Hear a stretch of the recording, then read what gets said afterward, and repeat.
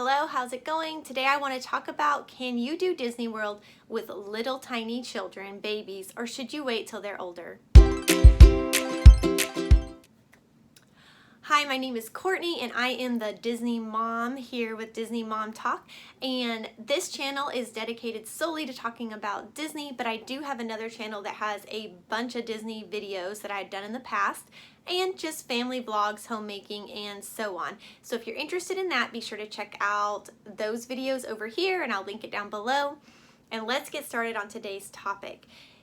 Can you take babies to Disney World? Should you wait till they're older? What is a good age to take them? I say if you want to go to Disney World, then you go to Disney World. But let's go ahead and break it down and decide what all the baby or younger child can experience or not experience, what you'll miss out on. First, let's talk about little tiny babies. As far as ease goes, I feel like if the baby is not crawling yet, that is the best time if you're going to take an infant. It is so easy if they're small enough that they'll just stay in the stroller, or you can wear them in a little carrier or a ring sling. When I have taken babies that are that small, I love it because you almost don't even notice them there. It's kind of like being pregnant. Like, you obviously have like the extra weight, but you really don't notice that much. Disney has nursing rooms, so if you're nursing, or even if you just want a quiet place to go bottle feed, they have child care centers is what they're called at each park, and they have a nice little place for you to sit and nurse or feed your baby with a bottle. They even have, for little older babies, places with like high chairs and changing rooms. They have little miniature potty chairs if you have a potty training age child. So definitely utilize the care centers, but there's also lots of little spots and cubbies that you can kind of find to just sit away and, you know, feed or do whatever you need to do. I have never really had much of a problem taking a really little baby. Now, we move on up a little into that crawling and early walking stage, and that is probably my least favorite time to take a baby. Just don't go those few months. Unless you just go all the time, then why not go? But if you can avoid going when they're in that like crawling and learning to walk stage, I would avoid it because they don't want to be carried. They don't want to be in a stroller. They just want to crawl around, and you just can't do that. You can't do that in the middle of a theme park with people walking everywhere, and so it's not the best time to take them. But once they get out of that stage, you're back in a sweet spot where you can definitely do Disney. So let's move on up to like the toddler age, and will they remember? Will they enjoy it? All right, so I have taken, I guess, all of my children in the toddler age. I'm trying to think through here. And they have all enjoyed it. They all loved it. I don't know how long they'll remember. You know, my younger ones still remember, but that was only like a year or two ago that they were that age, and so they still remember. But they remember at least for a short term. You remember, and that's the biggest thing. You will always have those memories of your sweet little 2 or 3-year-old seeing a princess or seeing Mickey or seeing the castle, and it's all so real to them, and just their faces lighting up and the pure excitement that only a young child can get. It's wonderful. And really, you go for you, or I go for me, and seeing them do that more than you go for them. So the memories are really more for you than they are for them anyway, but they will enjoy it. Now, can you hit the parks open to close and go, go, go, and no one's going to cry or scream? No, that's not going to work when you're taking young children. You're just going to have to realize you're going to move at a slower pace. You might need to go back and take naps. And you're probably not going to do everything, but that's okay, because the beauty of Disney is you can have fun there even if you only do a small portion of it. And there's something there for everyone. So let's go ahead and talk about what can they ride if they're like under that roller coaster height limit. Is it worth going? Can they ride anything? Can they ride everything? Let's talk about that. Okay, so another beautiful thing about Disney World is the entire family can ride almost everything together. And that is something I absolutely love about going to Walt Disney World or Disneyland, is that we can all do everything together.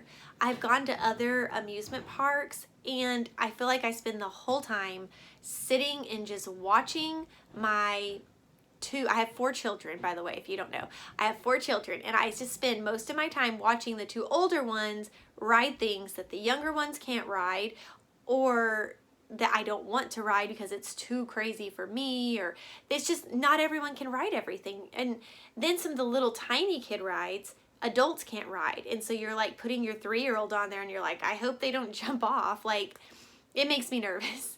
So I like Disney because we can ride everything all together, and that's almost everything. Now, there are going to be a few rides that your younger or shorter children cannot ride, and those are, I'll kind of just think through them, so I might miss a few. So no, you can go to Disney's website and it'll actually have it broken down to show you which ones have height requirements. And so the rides that have height requirements, they most likely will not be able to ride, although some of the height requirements are pretty short. Like in Hollywood Studios, there is the Alien Spin, and I think it's like 32 inches maybe is the height requirement, but my 2-year-old could ride it because she was tall enough. So basically, as long as they're not like a teeny tiny baby, they can ride that one. All right, I went and grabbed a map, and so you'll see here, like in Magic Kingdom, Splash Mountain has the little height requirement person on it, and you have to be 40 inches to ride Splash Mountain. So that is one, obviously, that your younger children cannot ride. A lot of it's just like, if you think through it, I guess if you don't know the rides, you won't know, but if you can think through what the rides look like, you kind of can tell. Space Mountain, it's a 44-inch height requirement, so that's another one they cannot ride. The Barnstormers is a 35-inch requirement, and that would be, my 3-year-old actually rode that our last trip. So, I mean, they could be pretty little and still ride that one, so my 3-year-old could ride that one.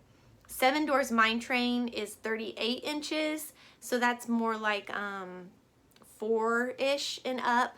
So that's still pretty young that can ride that. And then I think everything else everyone can ride. So rides like Pirates of the Caribbean, Jungle Cruise, Haunted Mansion, let's see, PhilharMagic, Peter Pan, Small World, Little Mermaid, Dumbo, Astro Orbiters, the People Movers, or the Tomorrowland Transit, whatever you want to call that one, Buzz Lightyear Space Shootout. So, and that's just some of them. I didn't list them all. So a good majority of the rides you are going to be able to do with all of your kids from infant all the way up. And I think that's really great. Now that is just the Magic Kingdom, so obviously the other parks are the same way. A good majority of the rides the kids will be able to ride no matter their age, and then there'll be a handful of rides that they can't because they're not tall enough until they hit about, I'd say about that 7 to 8 is probably when they hit about that height limit that they can ride everything. Kind of depends on if your child's shorter or shorter or taller to when they'll hit that, but my kids hit it usually around 7.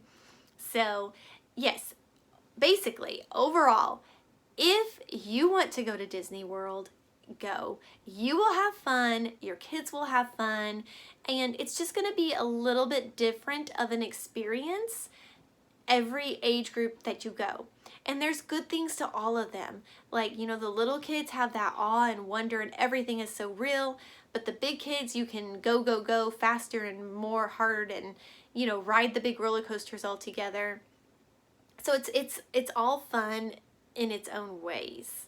I would also recommend, if your budget allows and you're going with young children, to try and stay at a monorail line hotel or a Skyliner hotel.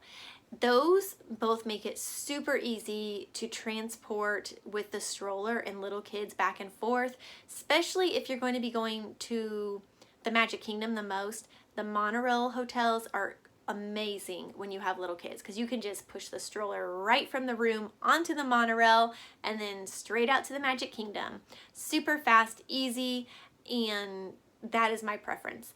Obviously, those 3 hotels are some of the pricier at Disney World, so your budget may not allow that. But don't let that deter you from going. You can still have an amazing time, even if you're staying at a hotel that you have to get on a bus to get over to the Magic Kingdom. It's just going to take you longer in transit, and it's just going to be a little bit more of a hassle. So totally doable. You can still have fun. Just if you have it in your budget, I would go ahead and splurge on that. All right, so with little kids, you're going to want a stroller for sure. I would say definitely anyone 5 and under, you're going to want a stroller at Disney World, unless they are just like an amazing child and walk all the time. Because there's a lot of walking and they're going to get tired. So I love my City Mini double stroller. Those are amazing. They work great at the park. They hold quite a bit actually, even though it doesn't seem like it has a lot of storage. They hold quite a bit, and we've really enjoyed ours. They recline really far back so that they can lay back well and rest there in the stroller. They've both taken naps in the stroller, my younger two. But you can rent strollers from Disney World. This would not be my recommendation unless you just have to have something. They are not the most comfortable. It's kind of like a park bench on wheels is the best I can think to describe it. It's hard plastic surface. It has a little bit of an awning, but not much. Really no storage.